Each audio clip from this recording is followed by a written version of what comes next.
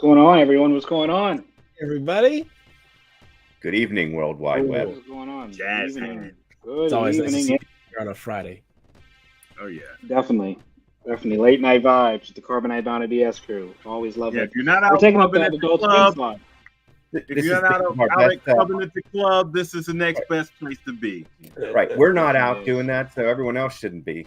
Surprise, surprise! The Dudes with a Star Wars podcast were available on a Right. Friday. Late. Right. Late. Hey, think about Late it. night, yeah. If it's 2:30 and if you're not sending that late night text, you can listen to us. So Yeah. Drop us a late night text at nerdcyclopedia.com. It's what a 2:30 lead somewhere. in.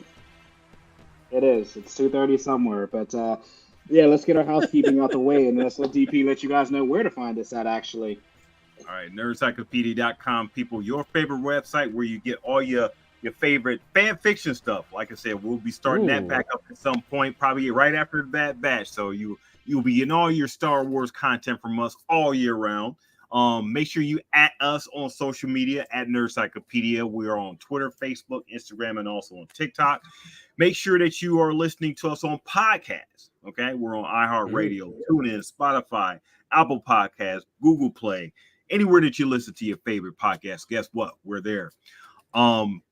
If you're watching us on YouTube, thank you. Make sure you smash that subscribe button. Also hit that notification button. So anytime that we're on, you know that we're on. If you are watching us on Facebook, thank you as well. Join our Carbonite Bounty BS of Star Wars group where you hear all things and all chatter relate Star Wars related. So we definitely appreciate you. Make sure you send us an email too. We love getting your direct feedback. Anything that you hear us saying on the air, make sure you give us a comment. Leave us some feedback and let us know what you think. And then we'll get right back at you. well said, well said. And it's It gets great better to be on every the back time. half of this. Just so you know. It does. These reads are getting stronger and stronger, and I don't believe there's a script. So this is all off the memory. There is right? not. This is great. He hits all the high points. He's a wordsmith. He's a warrior. Almost robotic, man. It's almost AI or GT enabled, right? Hey, we're not going that far. Not yet. Yeah, guys, we're on the. Not no. Yeah, true. Not there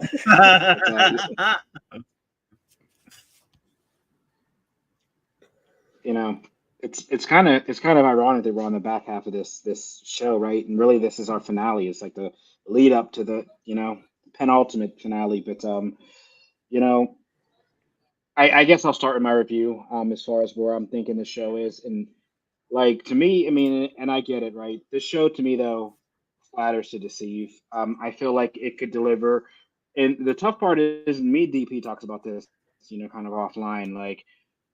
I just don't know where they wanted to go with the show because there's episodes to where I can see it's like built for a kid and like a family, and then it gets kind of really deep, and there's like, oh man, okay, cool, it's gonna like be more adult theme, and I get it, right, that it was maybe meant for a younger audience, but I just think they try to juggle too many different audiences, and it starts to lose people.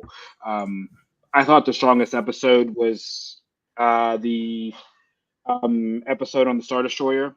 To me, Station to Station. The problem with that one, yeah, Station to Station. One named after a But Bowie also, album. like, yeah, but to me, that episode like was so good, but it was like too much of like a Star Wars movie. It literally, I mean, I liked it because it was, I thought, the most Star Warsy thing out of this whole set. Really enjoyed the characters. Chaz to me just is too big of a dumbass at this point to be like this far along in his journey, especially being in the Resistance. He's just too clumsy. He's borderline Omega. He's almost borderline Omega with me, and I don't know if we'll get into it on this episode, but if you saw the new trailer that just came out, it seems like her character seems to be taking more of an adult approach. I don't know where they're going with her this last season, but that last trailer they just released today seems like she's maturing a lot more. So I'm excited to see that in the next 2 weeks or so. But yeah, I like this show more than I thought I would. I know I was really negative on it off the bat, but I just think this flatters to deceive a little bit for me. But yeah, like I said, that ship to ship episode, I really enjoyed that one. So Kaz is T Mitch's Jar Jar Binks. You know, Mm. Not that bad though. hey, you know, I don't know. I might have to stop. We You see, might have a Jar Jar 2.0, man. He's just oh, like yeah. cringy, man. Ooh. Cringy. Yeah. So the first like 9 and 10, I think were straight forgettable. That was just like, okay, what are we doing here? You know, what are we doing here? But 11 and 12, yeah, and 12 left off on a bit of a cliffhanger where I was like, okay, maybe I should just go ahead and watch 13 and, you know, just to, you know, round it out, see where they're going and everything. But I stopped, you know, I held pat and everything. But yeah, those two episodes, Station to Station and the 13, and I'm sorry, and the 12 was pretty good. We're getting to see where, you know, Tam is sort of like, you know, Hitch's favorite, you know, character and everything. How she's slowly beginning to come back over, you know, to the other side and everything. So, you know, Ken's favorite plot lines and arc, and you know, is when they go away and then they eventually come back. You know, will she? You know, I don't know. I didn't necessarily like what's the blonde hair guy? Her Rucklin. Yeah. That's the guy that was being a jerk in the first season. Yeah, right? he's such a dick. Boo, boo. He's something else, you know. And I wish, like, you know, Tam would just like, you know, just let him just be, because he definitely is like, you know, real jerkish and stuff, you know. But the plot to Station was probably like the, you know, the high point of these set of episodes. And anytime they, you know, they go through like, you know, First Order stuff and, you know, stuff on like, you know, on their ship and stuff. I mean, it gets to be a little bit more, you know, the plot moves a lot faster and stuff. You know, I was cracking up the way, you know, Kaz was doing his voice, trying to make it sound like he was totally different. I'm like, what is this? You know, but I didn't even really I didn't really recognize that. Okay, like how did he get on that ship and stuff, and why were they on there? You know, because it wasn't really a lead up from like the previous episode. So, but they were there to do a job, and you know, ran into, you know, Tam. You know, so like I said, we'll see how that goes. But being that was like high point of these 4 episodes, I think that episode pretty much moved the plot along. Yeah, I agree. I agree with DP. I agree with T Mitch. I agree there that this set of episodes were cute. They were cute. And to not disparage on any of them, don't forget what the story is actually about. Okay, it's about the Colossus and how these folks that are basically in between. They're not part of the Resistance and they're not part of the First Order. They're just us. Basically, they're just us trying to get through it, and I think that's the main storyline through this you know, the Resistance is the Colossus, all these people that live on it, Doza, and how it's his responsibility to get these people through. Very Battlestar Galactic vibes, and so you're gonna have moments where you're just living life. You're just doing what you're doing. You know, you're going to the bar, you're going to the casino, you're racing. I mean, I thought they built things along that form, and then they're introducing the First Order a little bit. And Kaz, I don't know. He is, yes, a little, but I thought the episode in Underneath, Beneath, it came from beneath the mine. I thought that was real bad. Like he was off the rails as far as I didn't think like he was quite that bad during these episodes. He was kind of like maybe maturing a little bit. He got the curse, you know, he sort of had to go through that, and everyone thinks he's like bad blood now, and that must have been traumatic for him. And maybe he was nervous and anxious and kind of got inside himself and caused himself to be a little bit more vulnerable. And I like that they brought back some characters that we were introduced to in the beginning. You know, like the relic protector, you know, was in, and she was a you know, fortune teller. You know, pretty shrewd fortune teller. But yet DP, you're right. Station to Station is probably the strongest episode. And if anybody out there, if you're gonna like watch this, you know, sort of like maybe vacuum the floor while you watch like 9 and 10, and then, you know, just pay attention, you know, and then kind of go back to doing something else. Do some laundry or something. No. Go change the laundry and then come back, and you've got, you know, 12, which kind of, and, you know, kind of gives you that cliffhanger vibe. But like I said, overall, these episodes were kind of cute. I wouldn't say they were filler, like throw them away, but I mean, they had some Star Wars vibe with the hut, you know, Vanky was legit, like hot, like what you'd expect. So I kind of dug that part and the racing part. I really like Hype. Like he's a great character. He's real kind of outgoing and full of himself, and I think that's going to like be maybe his undoing. Something bad's going to happen to him. That's my prediction.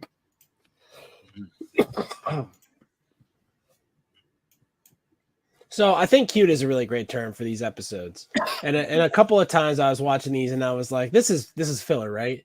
And then I was like, I don't know. To me, I definitely think the Vortex, whatever, 5,000 episode 9 here was kind of the low point for me. And I don't even want to say that it wasn't bad, and I don't want to talk crap. But if I came up to you and I was like, guys, I've played Gran Turismo, I think we could win a race based on what the Gran Turismo cars were doing, you'd be like, you're an idiot. Get out of here. And not, you know, that's how it would go.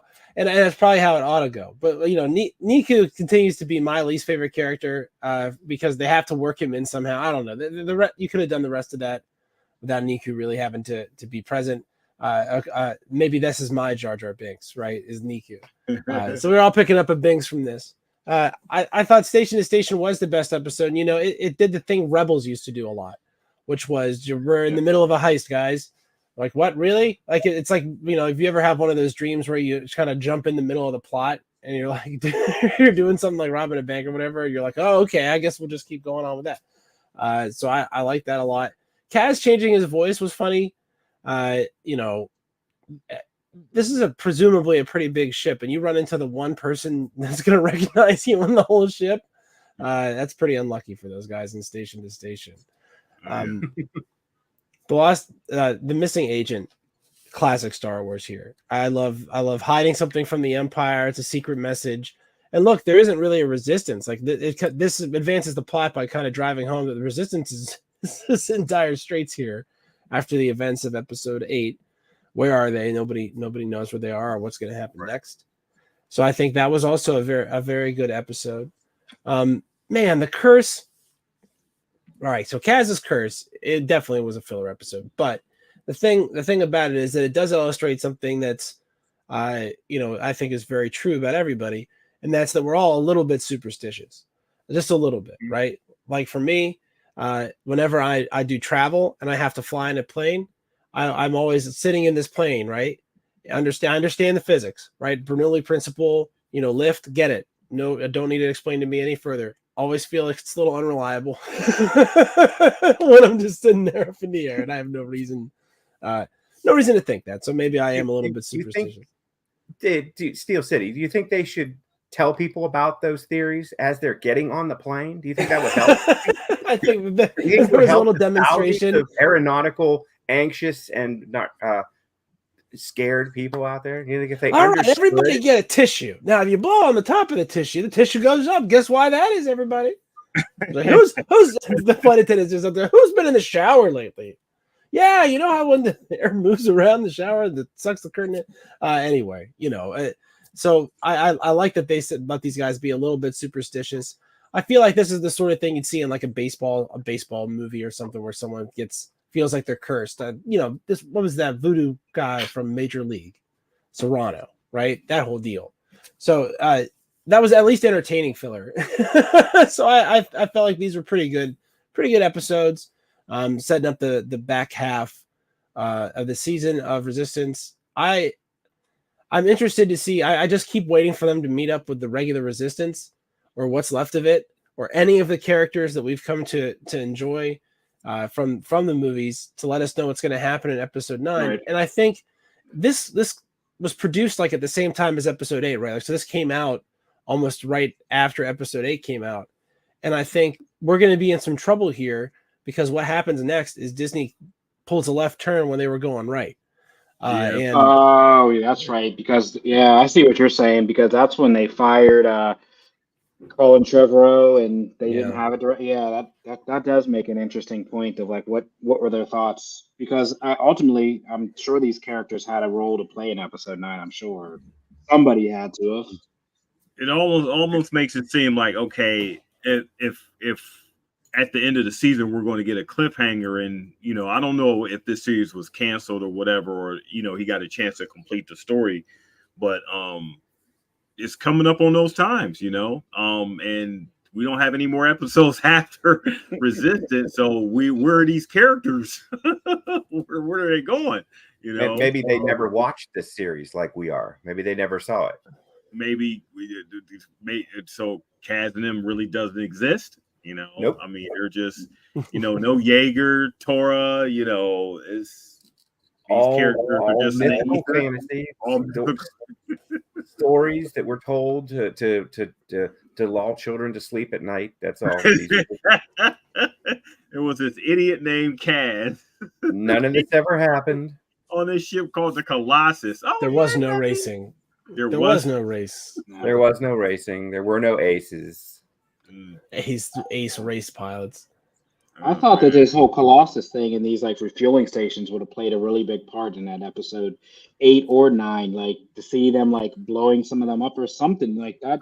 To me, is other than ramming a ship into a dreadnought with a hyperspace jump. Like I thought that maybe like blowing those up or maybe like causing like something would have been a bigger role in this. I would like to see something like that based on now. That would have been spectacular. To blow up a fueling station in space. Yeah, something like that. I felt like was. I mean, now that I know what it is and what it does, it's it's kind of cool because you always think about this. We talk about like these guys having blasters as unlimited ammo. Well, now we know that there was a way that they did actually have to fill the ship up, so it made it realistic. So now we know that there are basically space gas stations and/or air refueling stations, like some fighter jets and whatnot need. So it's kind of cool that we have a correlation that there's the gas stations in space now, and to tie this together makes it more interesting to wonder why they didn't incorporate this more into Star Wars, because it's a cool concept. Yeah. It's a newer concept though. Fuel never used to really be a thing in Star Wars universe, and it really was introduced right around Solo. I think is the first time coaxium as a thing started to exist. It does make sense, but it is something that's newer, and it's interesting because it's like it drives plots forward, right? Not having enough fuel. Before the Battle of Yavin, they refueled every X-wing fighter. That was very specific scenes that were shot where they were fueling and disconnecting. So we knew they were putting something into that. We didn't know what it was. I mean, so I think there definitely was fuel before for like maneuvering, so like for sublight thrusters, but hyperspace, I do not. Even in Legends, remember them talking a lot about fuel, or a little bit of fuel lasted forever, right, or something, or something weird like that. But like a little hotel or something was like their fuel or something. Yeah, it so was it's always not bad. Like a power coupling or something, some connector that would connect whatever propulsion unit, and they would drive the energy into the hyperspace engines. Yeah, that was how it was. That's how it was described, even in the book. If you read the book, that there's specific hyperspace fuel, all the stuff, all the different properties of it are new. That's the sort of thing. I mean, the specificity of it is what's different, and it's again totally fine. I think it's an improvement to say, hey, there are some limitations to the resources that exist, and I think that's another thing they've done really well with Disney Star Wars is to say, look, you want to build a Death Star, you have to destroy a lot of planets. You need a lot of kyber crystals. You have to enslave entire populations and force them to build it. Like the scale of a project like the Death Star is something that wasn't necessarily glossed over previously, but it's not something that the strain that this put on the Empire's economy to build this thing, right, is really immense. And it's interesting because it almost turns into a chicken and the egg thing. It's because that building something like this is going to drain the economy of the galaxy, and it's the economic discontent that causes the rebellion. So it's interesting that Palpatine is like buying his own doom here, and I maybe Leia was right. The tighter your grip, the more star systems slip through your fingers. Man, course Leia was right. She's right about everything. She's a Skywalker. She's gonna be This right guy, about she's that. in charge of the entire rebellion. It's her gig. She knows the adversary better than anyone else. That's why they made her general. That's why she's calling the shots. But yeah, I mean, you guys are right. Like we're coming to the end, and we're missing some tie-ins. We're missing some threads that need to be connected. Maybe they'll do it. I mean, I haven't watched it yet to the end. Maybe they'll. It's sort of weird the way that the first season tone and the second season is just a whole different tone based on everything that happened in the movie. You know, Yeah.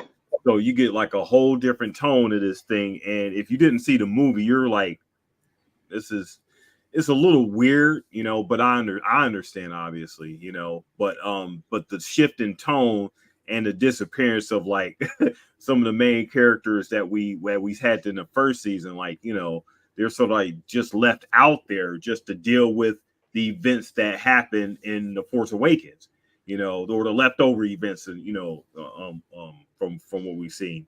We got a General Hux sighting, you know. Mhm. So An idiot General Hux. I thought that he was going to get recruited for the Resistance right there, or something like that, or he was Right. going to be like, "What are you even doing here? Get out! Get out of here!" or something like that.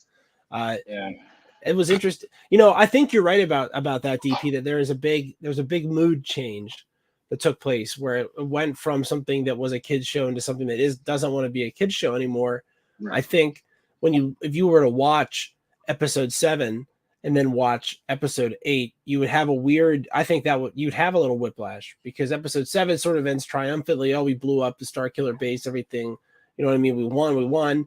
And then episode 8 starts, and it's like that entire bomber group gets wiped out, and then the base gets wiped out and destroyed, and it starts off very poorly for the Resistance. So there is a big mood change, and I think a lot of stuff really changed between episode 7 and episode 8, right? A lot of the themes. I think that J.J. Abrams was supposed to do episode 8 also, and he just didn't. You know, that didn't pan out. So there was a big difference in what The Last Jedi was. And this season seems to have been produced as if the themes from The Last Jedi were going to, namely fuel and resources, right? Which were the big themes. Right. Last Jedi, whether that was going to continue on. And the thing is, like, because we've already seen episode 9, we know that the thing that should be happening here is they should be gradually discovering that somehow Palpatine returned. That's the thing that they should be figuring out, and what we want to see. So, you know, I don't think we're going to get that, because I think this was made before they made the decision to have Palpatine somehow return. So I don't think we'll have that. This has its own legs to it. I mean, whether we like it or not, whether this has its own story arc, and that it's sort of driving on. So I don't think they're going to get to the Palpatine piece. I don't think that's no. Which they have enough material at this time to not even worry about him, to be honest. Right. There's enough material at this point. That's exactly right. We don't need to worry about him. There's whole other directions they could go where he doesn't return at all. It's a choice to have him return. Yeah. The crazy part, you know, as you guys brought that genius point up, like, I think that my dissatisfaction, maybe DP's, come from the fact of this series, and it's unfortunate for Dave Filoni, proves that this is what happens when you don't have a plan, right?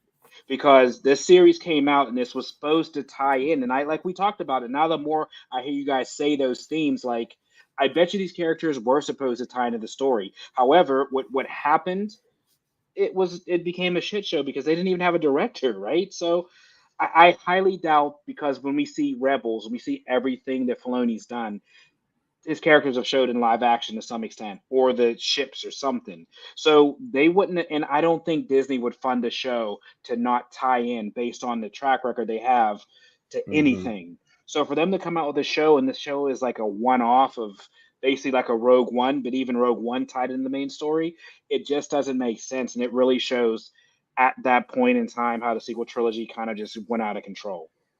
Right. Yeah. I mean, we talked about it. It was the J.J. Abrams trilogy.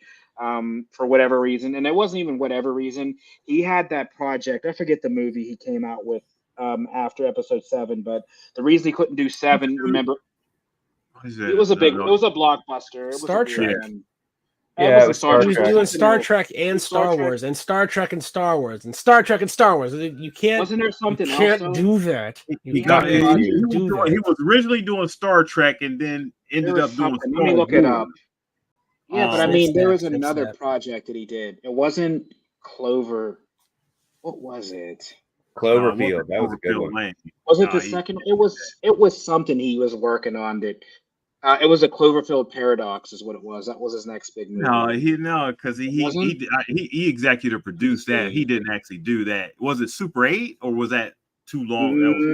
That was way Super 8 was before. 2011 now, Okay, but all right. Force Awakens was 2015.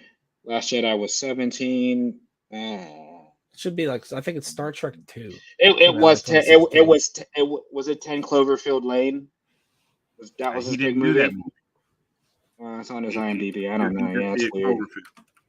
Yeah, No, in fact, I know. Yeah, there was something that pulled him away from it, but he remember what it was is they wanted to shoot him like back to back, and maybe it was Star Trek, but something disallowed him to not be able to fulfill the commitment to film when they wanted to start shooting it. So he stepped away. They gave it to him because it just became disjointed. And then with Trevorrow doing his 3 different directors on a sequel trilogy is crazy, right? I couldn't imagine anybody being able to pull that off. I mean, when you even look at that, would be like, I don't know. I mean, I guess you see what happens when the Wachowski brothers would ever give it to their sister and let her do the Matrix Reloaded or whatever the last one was, Revolutions. I mean, this is why when you create a story, you just finish it out and just end it that way. It had to have Obviously, been Star Trek Beyond. It might That have was been, yeah, it might have been 2016. that's So- what I was, Yeah. possible, but yeah, That I last just, Matrix movie, by the way, was did out of spite. So of that course. that didn't really count. I still don't. I mean, it was so wild. The ending is, but yeah, that's another story for another day. And you know what jarred me, by the way, too, real quick? Why was Tam calling that officer sir, and it was clearly a female? I was just like, yo. Oh, that And then happens. he was That happens a lot. Even And then Finn was Phasma. like, Finn was like, "Sir, "Hey." ma'am, sir." but he didn't know that was a female. That's clearly this lady had no helmet on, and I was sitting there like, hey, yo, the hell is going on? Am I missing something? And then, Maybe it's like a first order thing. I don't know, maybe. There I thought it weren't- was there maybe weren't- they're trying to be funny. I don't know. It's new to us because there weren't any female Imperial officers. Yeah. There weren't Right. any. It And the was all stormtroopers don't look very, none of them Feminine. look feminine at Right. all. None of them, right? They all not in look the like movies. No. Yeah, well, I mean, even they the ones got- that sound feminine on this show don't. They're built. They're just like regular stock stormtroopers. They're not built. You can't tell yeah, that they're Right. female. So it's interesting. I don't know. That's an interesting. And then the cool thing, is that, like when they have their helmets on, they all have synthesized voice, so you don't necessarily know what they are, right, or who they are. And I think that's by design. I'm pretty sure. Oh, the one stormtrooper in one of the episodes was revealed to be a female. Yeah. Even though they have the synthesized voice and everything, but you could tell it was a female speaking. So yeah, She could shoot. That was the dead giveaway. and then, The ladies well, are good shots. You in can Star show what I'm Wars. saying. So whoever said that women don't have peripheral, Star Wars has proven that wrong. Yeah. They have the better peripheral vision and the better aim. So, yeah. I mean, I don't know. I thought the Hux thing was kind of cool because we got a little bit more of that. But there's a space to differ. If you're going to bring Hux in, like, where is Kylo. no Kylo Ren? There's no Snoke. Especially when they went in that room, I was hoping to see Snoke or somebody on the hologram. Like, you know what I mean? Like the meeting. They're waiting. Like, They're waiting. Right. That's gonna be the big reveal. you think? Yes. I hope. Did anybody else get a feeling like reminiscent of that scene from Indiana Jones and The Last Crusade, where he goes to that book burning in Berlin, and he like turns around and he's standing with that Grail diary and Hitler's like, standing hands it right to there. Hitler, and Hitler's He like signs his- he signs it like I love that he vibe. signs his diary. He signs his dad's journal. he just has all the- autographs it. It has all this shit in it about how bad Hitler is, and he's stealing all these artifacts. Hitler signs it. I'd put that on eBay. I got that vibe from that Huck scene when Kaz like accidentally was on that elevator. It's interesting. You figure this. I mean, the guy is. I mean, Hux is a genocidal monster, so I guess we can just fit like the shoe fits. So that was interesting. That was cool.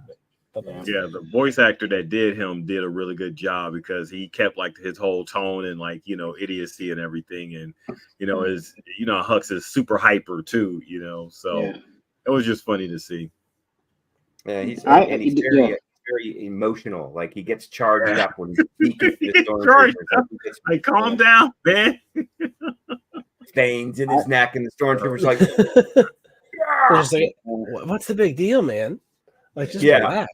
You gotta chill. You gotta take a chill pill, or you're gonna end up like that Supreme Leader Snoke, cut in half, laying on the floor. Yeah, don't try that shit with Kylo. You got to give him credit because he was a hologram when he was inciting the troops. He was a hologram, so to have that sort of energy and charismatic ability through a hologram, that's pretty good. I don't know. I was kind of shocked how big of a bitch Commander Pyre became when he came around, though. Like, you know what I mean? He was like such his hard ass, and then like he's like, "Oh yeah, General Commander Hux." Like, I didn't know you were making that excited. Like, he was like stuttering and shit. And I'm like, you're like this badass guy. Like, why are you nervous of this guy? Like, you know what I mean? I don't know. I don't know if that was supposed, like I said, to be some kind of like a soft humor, but I don't know. He just seems so like. The gold armor, he just seems so like, commanding that like I wouldn't expect him to like cower in front of Hux like that. Right. He prestiged, right? This is at least his second time through the tree. Oh, for sure. Maybe his third and fourth. You figure gold. I mean, gold. Yeah, that's gold prestige is a minute. Yeah, that's at least 10 prestigious right there. That you get that on the 10th. That's the skin you get. Yeah. Did Captain Phasma die in 8 or 9? What was that? 8. Okay. Yeah. So she's dead at this point in the second season. We don't know what the timeline is. Okay. Probably yes. She's Gonzo. Because there was enough time for them to go to Canto Bight and back and hang out and go to jail and get out of jail, and like so. I mean, they were at like Finn and Rose. They were on Canto Bight for at least I'd say a day and a half, right? Yeah, travel. Yeah. So they were being chased for like 3 or 4 days. So this, it's got to be getting there. But the Dreadnought, but that Dreadnought, I would say yes, Phasma should be dead now because the events of Episode 8 should have been taking place already by now. So she should be dead. So it should just be Pyre. Yeah, but this is barring that. Once again, it's I'm guessing season 2 was written later, but like DP, you're a writer. Like, I'm just wondering, when was the show written before it was actually put to paper to animate? You know what I mean? Like, maybe this shit was written before they decided to go with Rian Johnson. So, like, it's one of them things. Like I'm saying, at this point, there is more questions than answers because, like, I don't know what the hell is really going on. Because like we said, we haven't seen Finn, we haven't seen Rey, we haven't even seen Poe Dameron back, so we don't even know where the hell this is going because we don't know where the hell they are and what time it is. I think that's what makes it more perplexing to not know anything, right? Because we're all guesstimating, especially because the thing they should be looking for is this refueling station. It's got the fuel, right? Like they should be trying to find it because they need the fuel. So it's I wish they had some communication between Poe and Kaz periodically. Exactly, like, hey, we have this giant Colossus refueling station. Can we get like people? Can we get a crew here to like usher us, or can you give us coordinates to like where we are so we can something like that? The communication was with Leia, and Leia said, "We can't get to you right now. We've got our own trouble, so it's up to you, Kaz, to do your thing, whatever that is." That was a real quick communication. They called out for help, and they got. They could have just been honest that my Sunstone is shit fit. Yep. See? Exactly. She could have been honest, yeah. She could have just said my son's in Space Stone is shit fit and I have to deal with him. Yeah. Said my son's in space.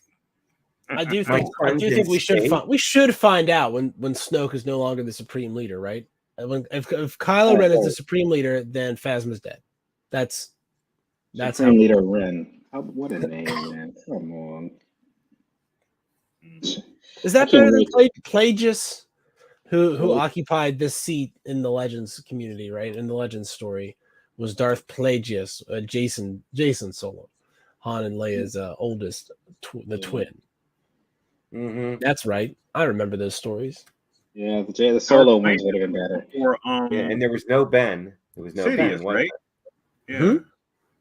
Was Plagueis was Sidious's Sidious? master. Okay. Oh, Yeah. that's right. No. What was? Oh no, Cadus or whatever. Sadius. Yeah. Yeah. Terrible name. Boo. Plagueis, yeah. Plagueis was. Plagueis. That's right. Plagueis with Palpatine. I'm sorry, guys. Right. That's a Right. Plagueis was the one that taught Palpatine how to Yeah, bring back it was reverse death. the somehow was like tricked by the strongest Sith in history was tricked by his apprentice. Like, come on, But that's the somehow. it is right. That's I mean, the somehow. right. It is Somehow he returned. Somehow You got he it. You got to returned. buy that story, or else nothing It's a good else. book. It's a works. good book. Plagueis books, but yeah. Sorry, guys. I messed that up. It's on me. I gotta live with that. We're here Gotta live for that- you, man. I gotta live that down now. Bring up Poe again. Bum, bum, You know what's crazy about this whole time frame too. Now based on where we know, the fucking Mandalorian's going on at this point. That's a crazier point, right?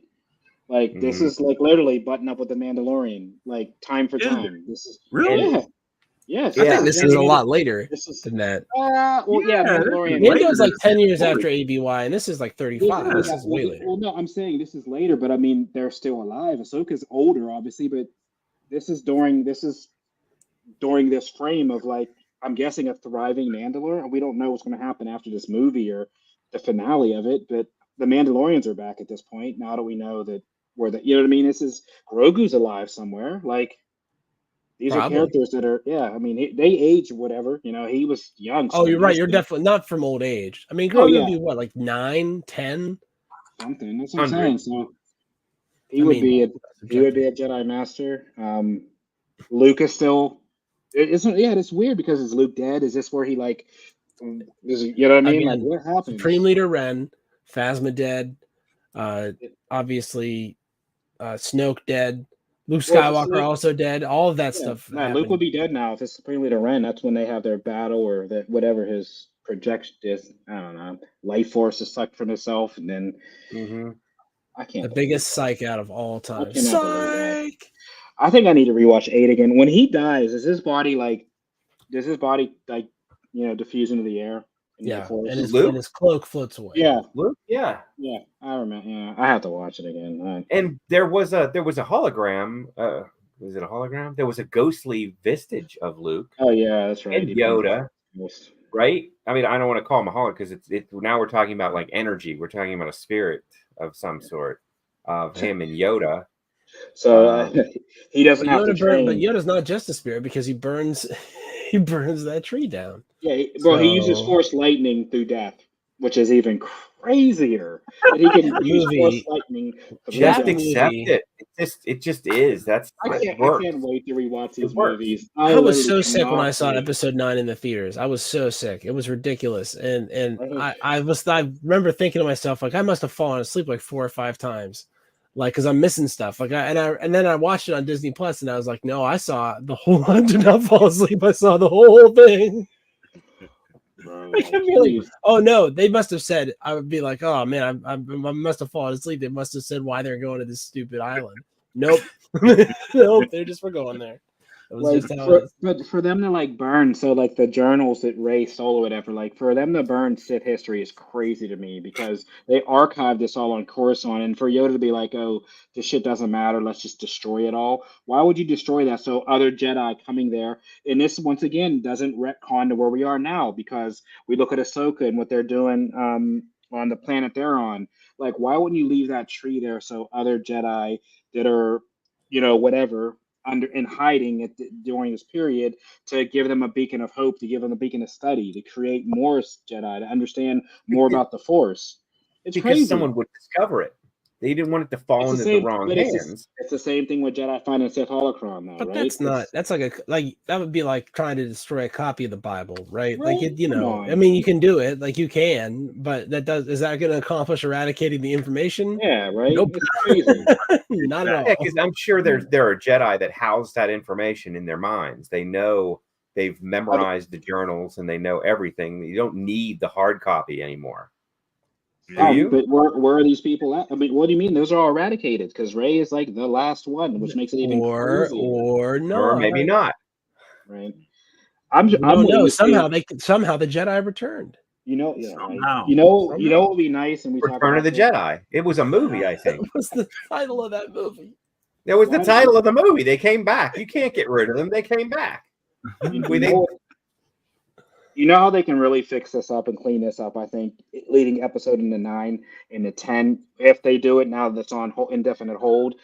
Like, if we were get like a book or an anthology of R2D2, because in my mind, you're right. The best way to do this is when they're on Coruscant before shit hit the fan, that they R2 plugged in and he downloaded the Jedi archives. So Everything. he is like the last, he's like the last relic, almost like the Bible, right? He is the relic of the Jedi. And think about it, he can house that, right? Because we saw what happened with 3PO. So it can't be 3PO because they rebooted him, right?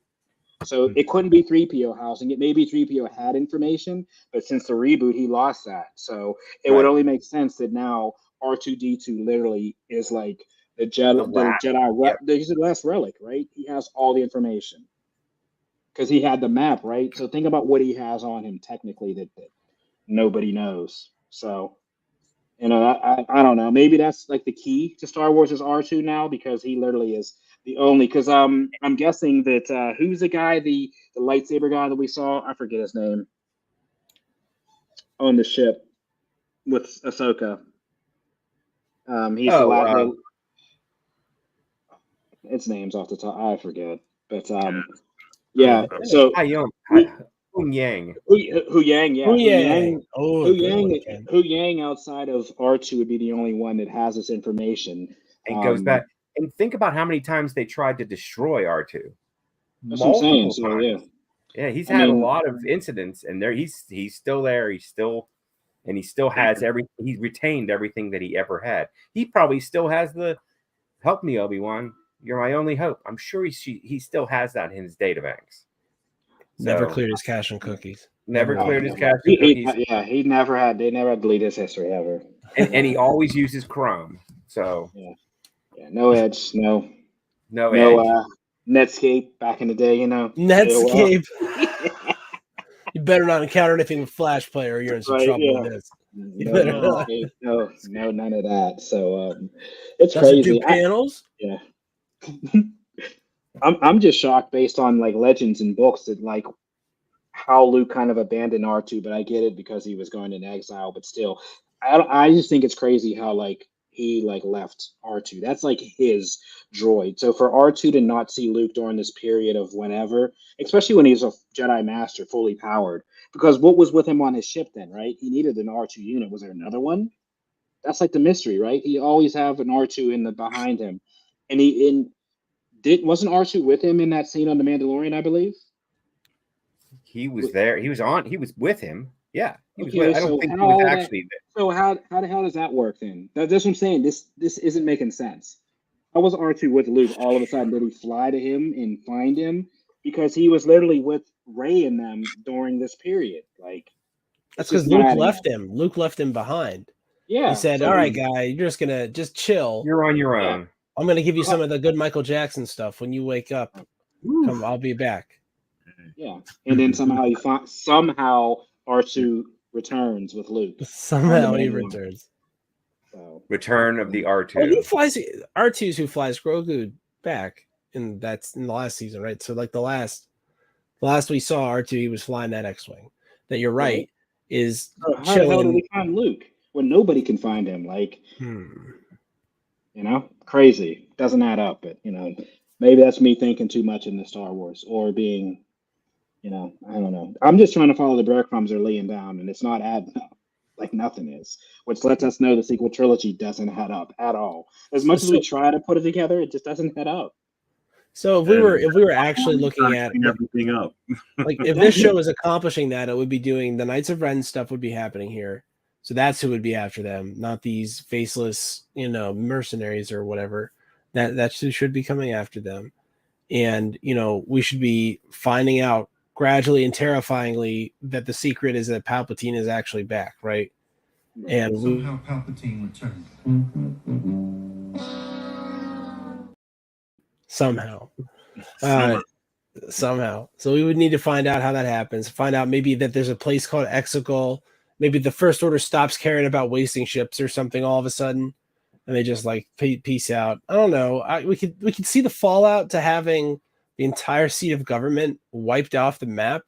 Maybe that would be cool. I would imagine there could be some things that changed about life in the Republic if the entire capital was just completely destroyed. So yeah, I mean, is the First Order completely in control now? How powerful, all that stuff. We could get more answers there, but instead we're racing. We're back to racing. We're doing great in the races, man, love our races in Star Wars, boy. But they could probably do like 4 seasons. They'd have to do so many stitches to tie episode 8 and episode 9 together. It would take like 2 or 3 seasons to try to get it to the point. It's one of them Babu things, Frink. Introduce me to Babu Frink. Yeah. Steel City, you said, was the First Order really ever in charge? Was there ever a point that they were, were they established on? I mean, would you land on Tatooine and find First Order troops controlling Mos Eisley? I don't think they ever had a grip like the Empire did. I think the Empire had presence. So I think they were trying to do like the counter espionage thing. They had a presence, but they were like in the shadows. I think the First Order operated like the Sith. Because think about it, bro. He just pulled this goddamn military out of the dirt of Exegol, like 1,000 Star Destroyers that somehow got destroyed by some measly ships. Like we forget about that. The ending battle, the Star Destroyers with all this and all they got these taken shields down by horses.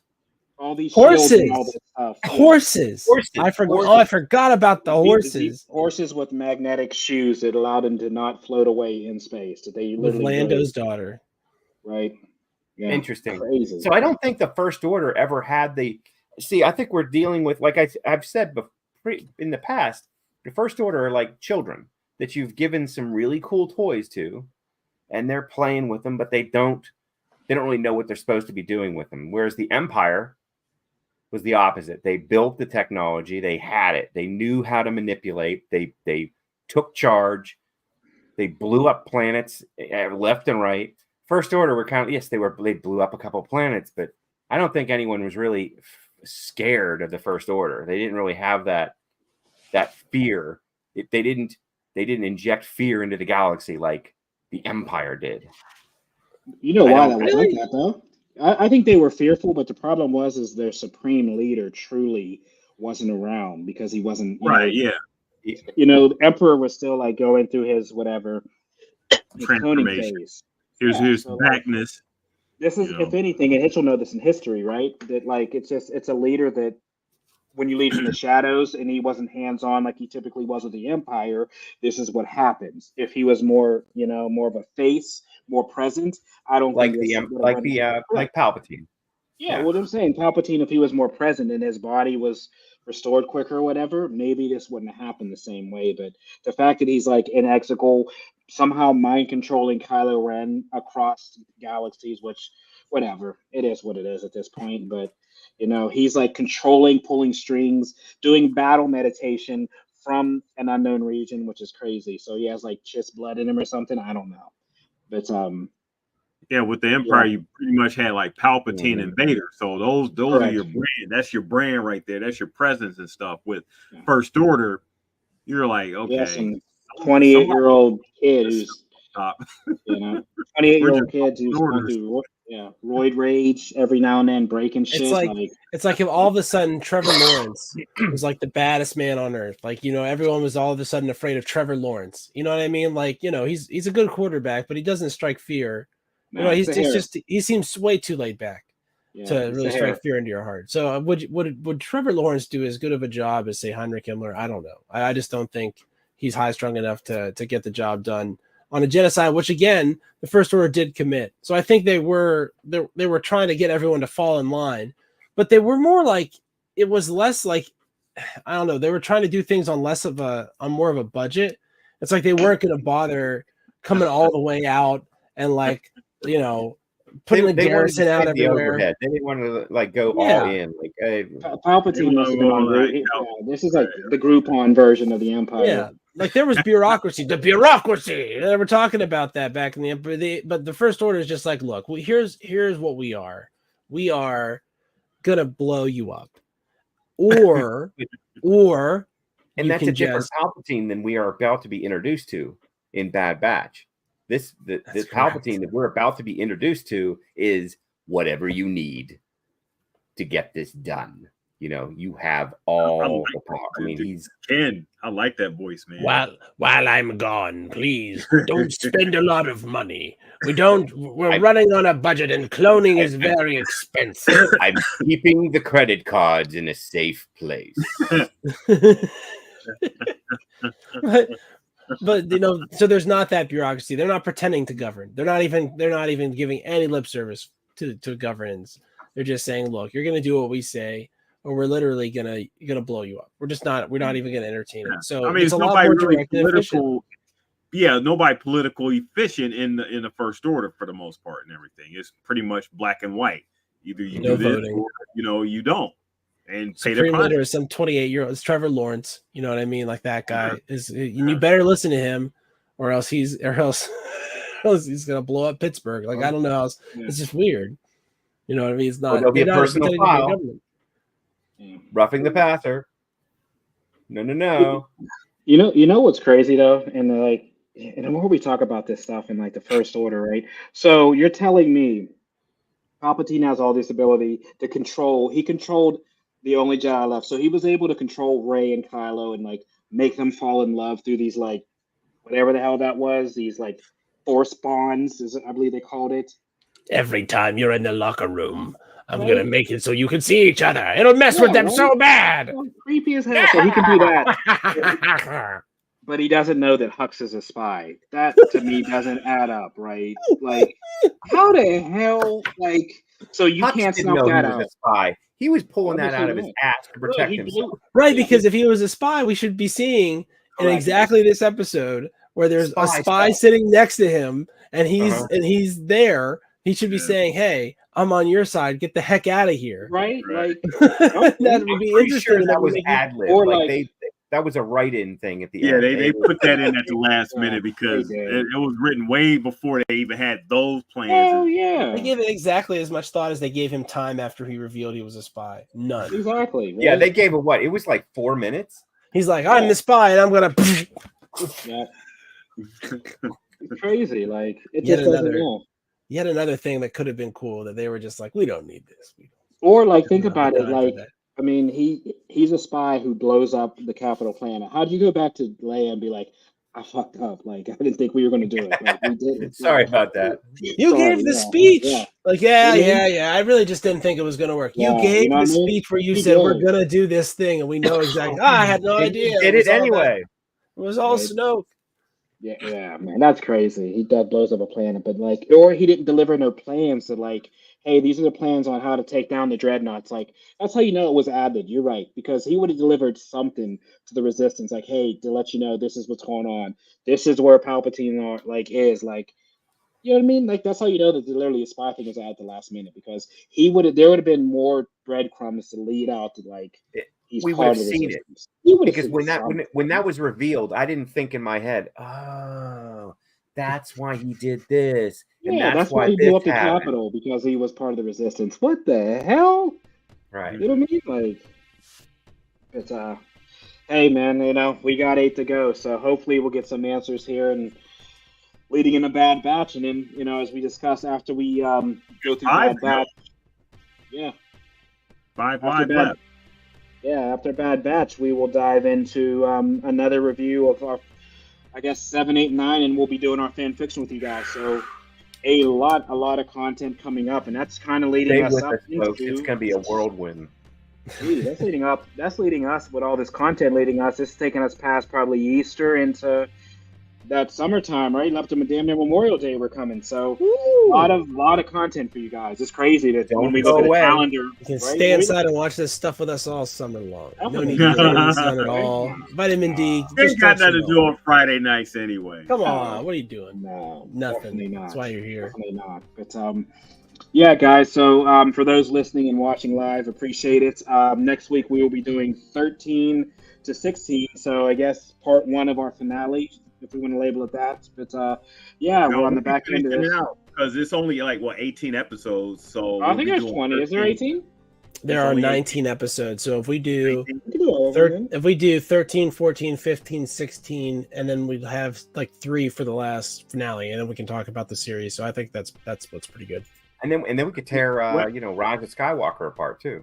Ooh, if we wanted, whenever we want. Drop Up my hat. against the season premiere of Bad Batch. Yeah, I because gotta think about comes out the week That is right. You just want Yeah, to finish? yeah, We can just do the second, rest. Let's Yeah, just do the rest. We'll do it all. Knock We'll the just rest do out. it. Woo, Yeah. knock them out early this weekend. We'll run it. Yeah.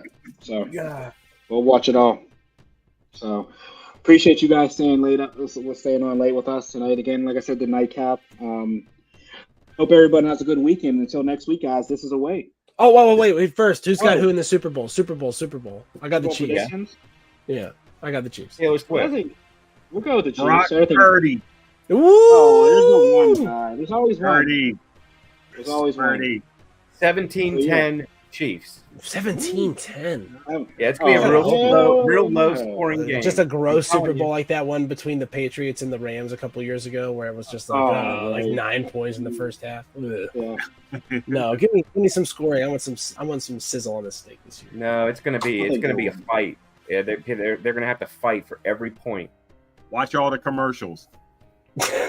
Oh yeah. Speaking of the commercials, just to let everybody know before we jump, by the way, Kenobi season 2 is confirmed. So look out for that.